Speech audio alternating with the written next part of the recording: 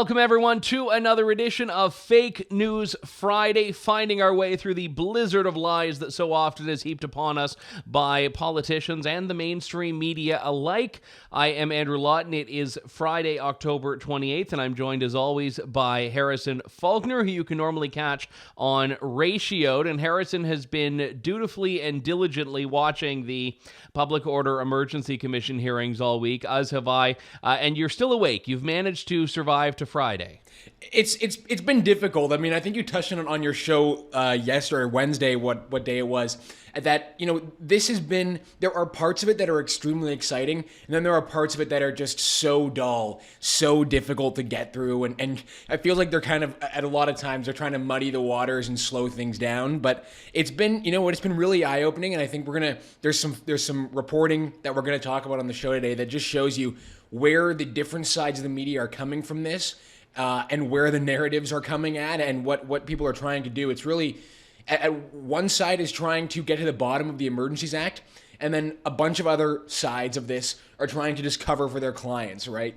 Trying to make sure that they can clean their hands of this mess and try and pin the blame on somebody else. But all that is to say that on the show, it's sometimes difficult, Andrew, to find great examples of fake news. And then sometimes, some weeks, we get literal fake news, like actual just fake reporting into our hands that just land to us, and we all of a sudden have a full show full of actual examples of fake news. Not that other shows aren't fully fake news, but this one's pretty good. I've never seen actually this many examples of just straight up fake news, quite literally fake news. So excited to get into it. Yeah, let's get into it. And first off, let me congratulate the new mayor-elect of Winnipeg, Mr. Glen Murray.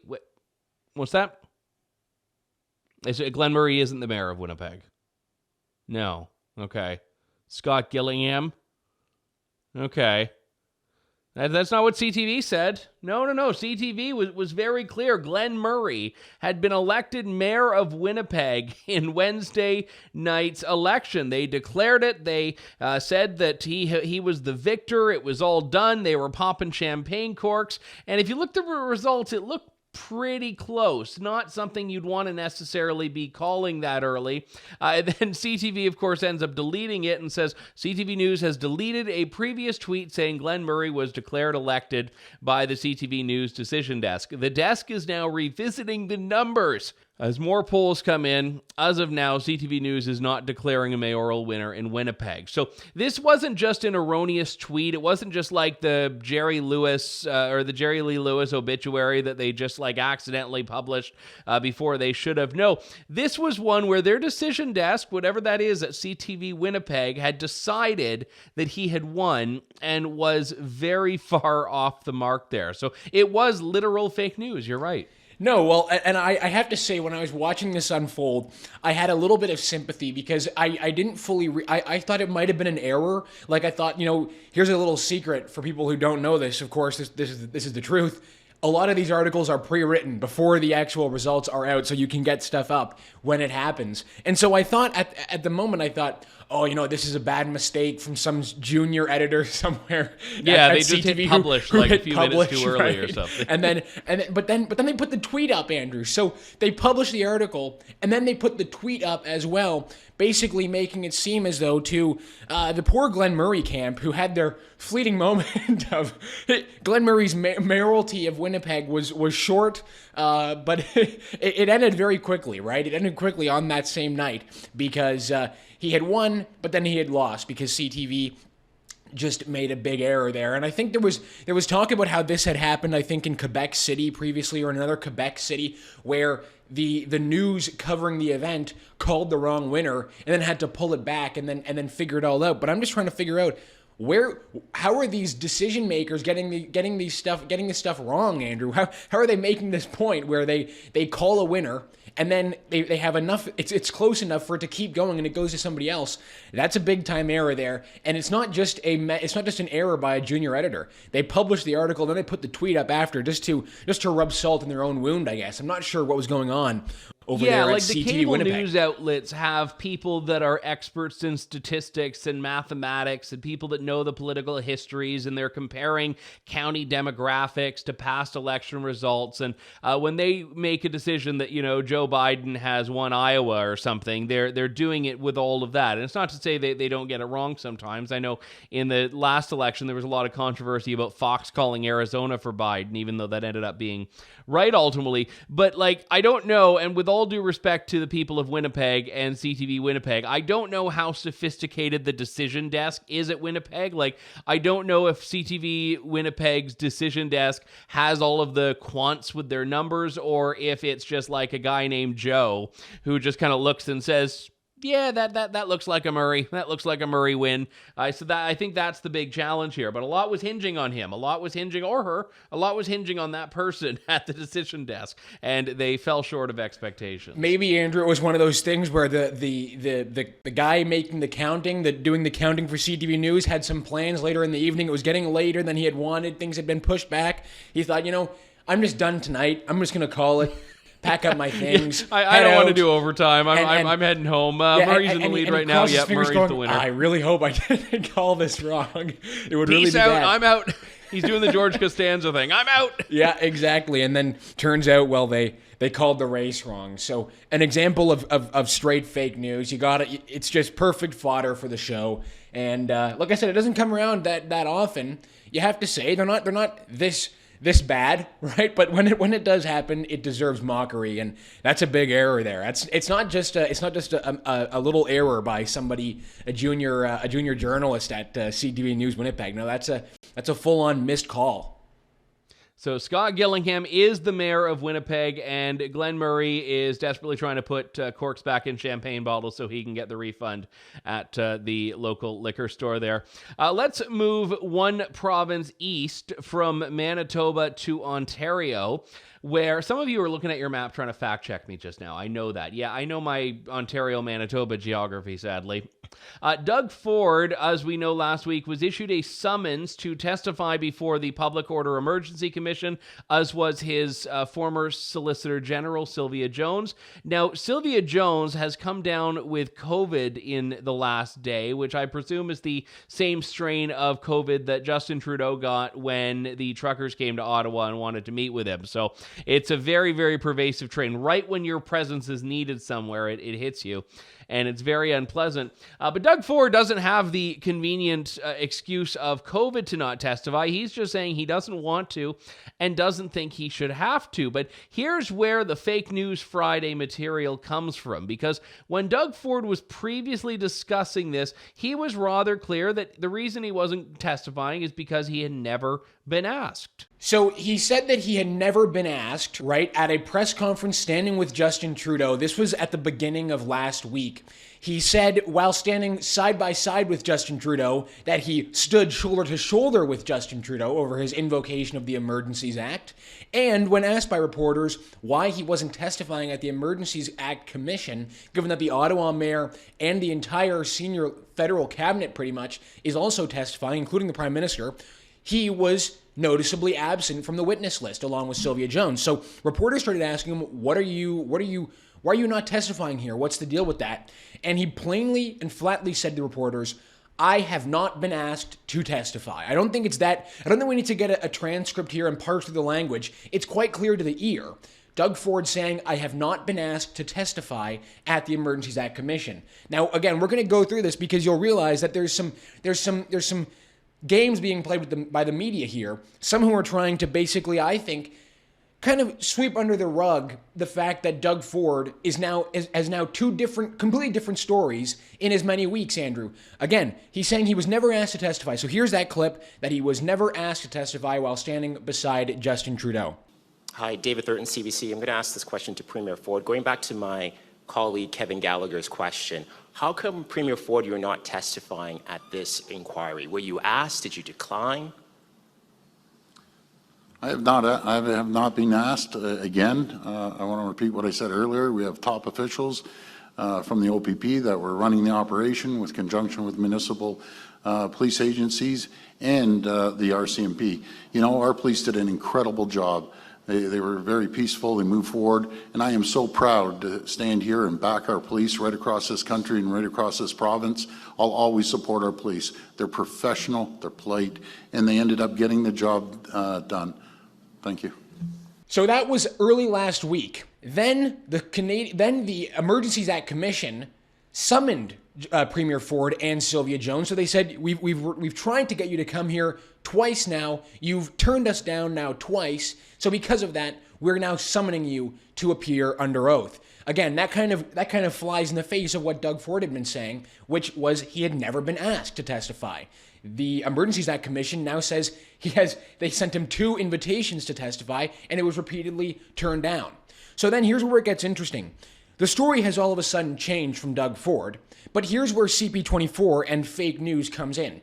Listen to this CP24 report on October 24th, talking about the summons that Doug Ford had received. And listen carefully, and about 20 seconds in, to what the journalist says regarding Doug Ford having been told by the commission to testify. Listen into that. Lawyers for the Public Order Emergency Commission say they asked Ford and Jones to sit down last month, but both of them refused multiple requests. Last week, Ford told reporters he'd been asked to appear. A letter sent from the commission says it believes Ford and Jones have relevant evidence to the inquiry's mandate. However, the Attorney General's office says it plans to fight the summons. There it is, Andrew. So the journalist there in the CP24 report says very clearly, Doug Ford told reporters he had been asked to testify. Now, we can go back to the other clip and we can listen to that bit one more time. I'm pretty sure the Premier says, I was never asked to testify by the Emergencies Act Commission.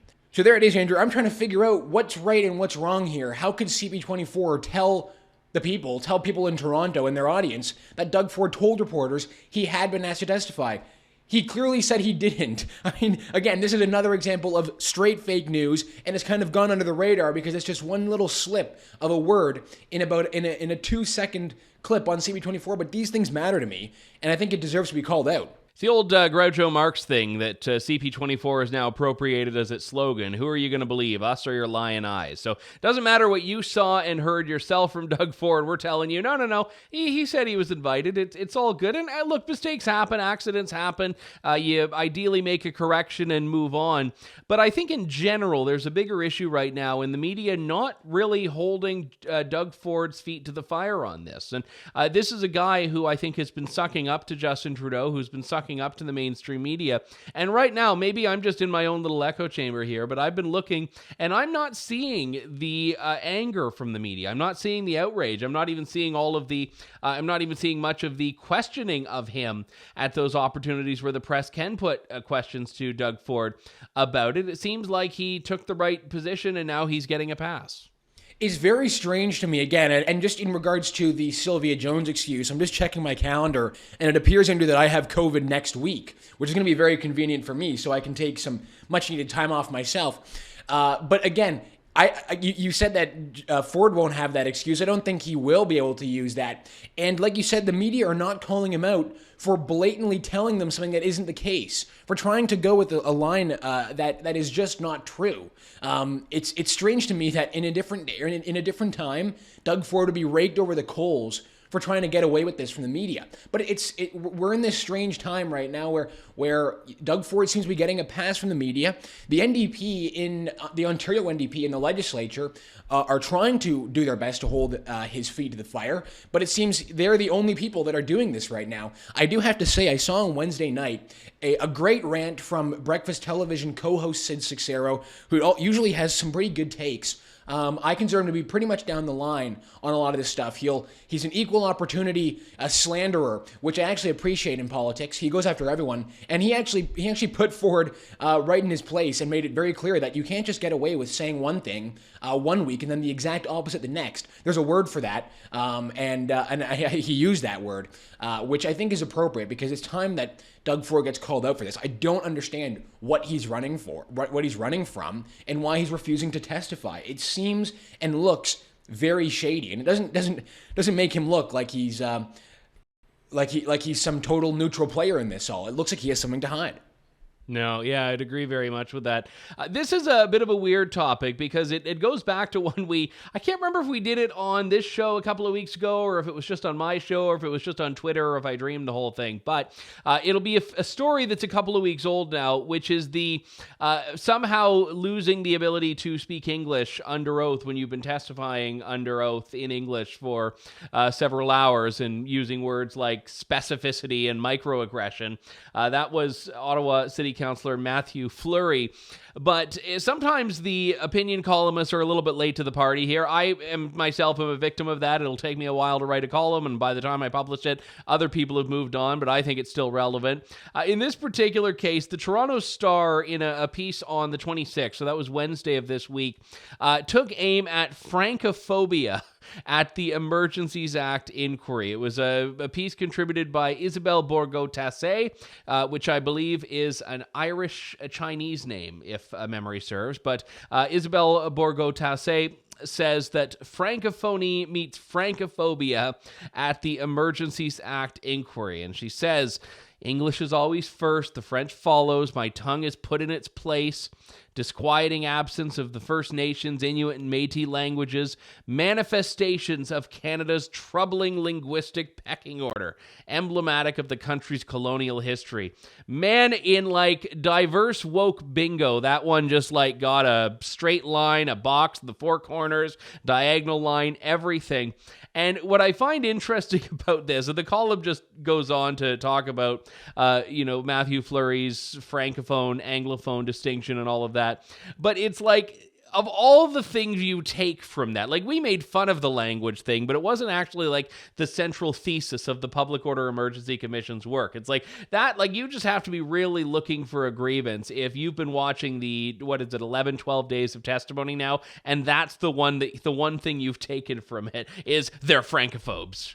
It's very easy, I think, sometimes if you're really plugged into the day-to-day news and it's your job to read too much into things. And I think all of us at certain points fall victim to that, just overanalyzing things and reading too deep into them. The reality is, as we all know, Matthew Fleury just miraculously forgot how to speak English when he was put in his place and asked to define a word that he had accused truckers of committing microaggressions multiple times. The second he was asked to define that, he breaks out the whole "I'm Francophone" for the first time, I should say, in the hearing. The only time he broke that out was when he was being cross-examined by Brendan Miller, the convoy lawyer. So very, very, very creative excuse to just decide, actually, I'm not going to be able to speak in English for this one section, and I'm going to go back to speaking English just fine, without an accent, without a problem, right after I'm done being questioned by someone I don't like. And that's really what this is all about. And the article itself is so absurd, Andrew. You talked about the woke bingo card, the fact that, it will be an instant win.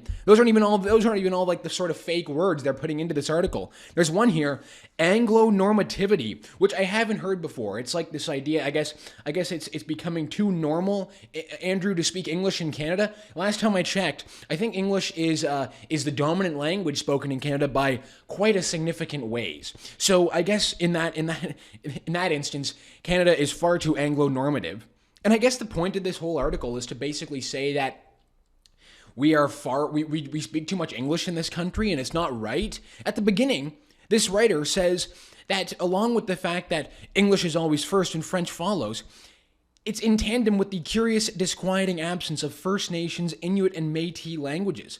And I'm just trying to figure this out, Andrew. Is this article trying to basically tell us that we need to have Inuit, Métis, and First Nations languages in government documents, in more public places?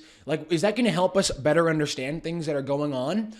I'm very confused about all this. And the reality is, you don't always have to defend people for absurd things that they're doing that are obviously absurd. I think it would be the average position for anyone who hears this will say, that's ridiculous. This guy sounds like he's just bitter and trying to avoid answering questions. We don't need to have some great big Francophone, Anglophone debate over this. It's clear that Matthew Fleury was obviously playing around, trying to mess around. And he got called out for it by Miller, who rightly said if he was asked to speak French, he reintroduced himself as Je m'appelle Brendan. the perfect response, in my opinion, Andrew, to such a ridiculous thing to try and pull like that, as if no one was really paying attention. Yeah, a lot. I mean, look, the grievance is that, and I believe the writer is a Franco-Ontarian, in which she's even more of a linguistic minority than being a Quebecois French speaker. But the reality is, we can say we're an officially bilingual country, but functionally, English is the language of this country. It would be very difficult for you to get by speaking only French, and even then, you can probably get away with it if you have certain jobs in Quebec where you can just pretend you don't speak English, which I'm convinced is what like all of the Quebec civil servants I've encountered are doing. But generally speaking, I mean, there are people that just like don't like that they lost in 1763 and that this is an English dominant country. And I think that's what this comes down to. But it is ridiculous. And it's not to say that if he were genuinely struggling, that he should have been given a hand by the translator. But the issue is it was only at that precise moment that he lost the ability to speak in the language he'd been testifying in. But nevertheless, this is from the Toronto Star. So what do you expect? I think that was a lighter note, but we always tend to end on lighter notes. What else do we have coming up? So we're talking about CP24 to end off the show this week. We had a great example of CP24 being, pushing fake news, but we're not done just yet. We've got one more story, and it's worth just reading the headline of this story so you can understand where CP24 is coming from. The headline reads, Mountie wears thin blue line patch while escorting man convicted of hate crime. So again, the story could be about the man convicted of hate crime, what he did wrong, and trying to understand that, as that's usually the story, not usually the patch that the officer was wearing who escorted the man. But nonetheless, this is CP24 coming in to give us the real hard-hitting news, Andrew. The Mountie wearing a thin blue line patch while escorting the man convicted of hate crime. And this writes, the officer displayed a thin blue line patch on the left side of his hat Thursday as he transferred the Travis patron back to jail from Court's King Bench in Estevan. And then the story says, the symbol has been associated with white nationalist movements, was recently worn by a Saskatchewan Mountie while escorting an inmate who had just been sentenced for hate speech. You could almost know exactly where this story was headed, right? When it was talking about the patch that the officer was wearing, you just know it's actually going to be about the thin blue line being connected with white nationalist movements. Of course it was. And here's the thing, like the whole story is based on this idea that you're supposed to read this and assume that the thin blue line patch is problematic, as they say, that you're supposed to look at it and see that it must be hateful or white supremacist, and hence the justification. And the funny thing is, even the expert they cite, who is this woman that will be cited in like any story about hate groups and radical groups in Canada, Barbara Perry, director of the so-called Center for Hate, Bias, and Extremism at Ontario Tech University. Barbara Perry doesn't even say it's hateful. She's like, well, the symbol is purposely ambiguous, so it could be bad, it could be good, you never know. And the RCMP, they're saying, yeah, we'll look and we'll re-educate everyone on the uniform and dress manual and the implications the thin blue line may have. The thin blue line has nothing to do with radicalism, nothing to do with hate. It refers to this idea of policing as being the line that keeps society from defending into violent chaos. I'm quoting that directly. For police officers, it's generally something they just take as a point of pride, that they are part of this blue line that serves society. Oftentimes, people use the term blue line in a derisive way, as far as like police only supporting police and not wanting to criticize each other. But generally speaking, there's nothing hateful about that patch. Now, I know nothing about the officer. Maybe the officer is like a ethnic minority, racial minority, LGBT, woke, diverse person. Maybe he is a white supremacist. I have no idea and I don't care, but the patch itself is irrelevant and redundant, and the CP24 article is trying to make it out to be some smoking gun of hatred, which I just find absurd. No, and God forbid the officers want to, show some solidarity with their fellow officers, have some pride in the job they do, which is one that we need them to do, which is to protect us. I mean, we should never let them be proud of that, Andrew. That's such a bad thing. And it goes even further. The RCMP in this article basically write this groveling, apology about the thin blue line patch worn by one of their officers. And in this, the RCMP are quoted as saying, the photos bring forth a good opportunity for senior management, including including the Saskatchewan RCMP Sergeant Major, to re-educate individuals on the RCMP's uniform and dress manual and the implications the thin blue line may have to segments of the community we serve. There it is. We have to re-educate our officers because they dared, Andrew, to show some solidarity with their fellow officers and have some pride in the job they take to keep us safe. I mean, what strange times we're living in, and how could this be the story of the article? How could this be the story in the article? Yeah, Patch Politics, the newest product of CP24. That does it for today. We'll have lots more next week here on Fake News Friday, also on Ratioed, on the Andrew Lawton Show, the Rupa Subramania Show, Reality Check, Alberta Roundup, all sorts of programs, and I hope you will tune into them and check out tnc.news. Joined by Harrison Faulkner, I'm Andrew Lawton. Have a great weekend, everyone.